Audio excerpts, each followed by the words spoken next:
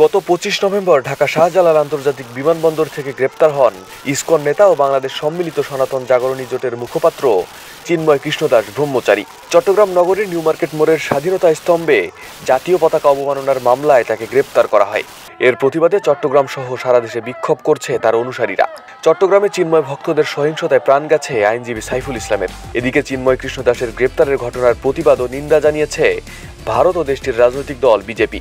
এখন প্রশ্ন হলো, কে এই চিন্ময় কৃষ্ণদাস ব্রহ্মচারী, আর কেনই বা তাকে গ্রেপ্তার হতে হলো, কিংবা গ্রেপ্তারের পরই বা কেন চারদিকে এত আলোচনা সমালোচনার সৃষ্টি হলো?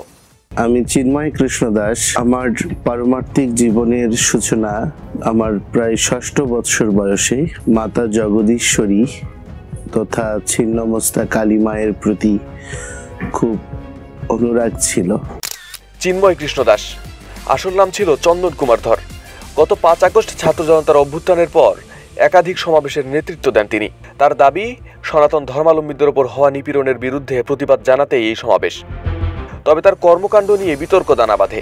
বিশেষত গত অক্টোবরে চট্টগ্রামে একটি মিছিলের সময় বাংলাদেশের জাতীয় পতাকার অবমাননার অভিযোগ ওঠে তার বিরুদ্ধে। এ ঘটনায় তার বিরুদ্ধে মামলাও করা হয়, যে মামলায় বর্তমানে তিনি কারাবন্দী। তবে তার সমর্থকদের দাবি, তাকে গ্রেপ্তারের বিষয়টি রাজনৈতিক উদ্দেশ্য প্রণোদিত। তাকে কারাগারে পাঠানোর আদেশের প্রতিবাদে আদালত প্রাঙ্গণে বিক্ষোভ করেছেন সনাতন সম্প্রদায়ের কয়েক হাজার মানুষ।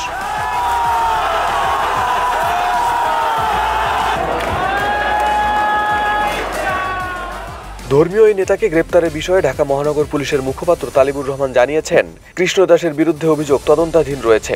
তবে সুনির্দিষ্ট কি অভিযোগ আনা হয়েছে সে বিষয়ে বিস্তারিত কিছু জানানো হয়নি।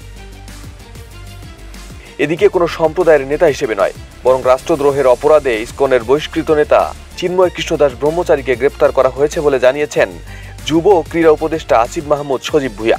তিনি বলেন, বাংলাদেশের স্বাধীনতা, সার্বভৌমত্ব ও রাষ্ট্রের বিরুদ্ধে কোনো ষড়যন্ত্র মেনে নেওয়া হবে না।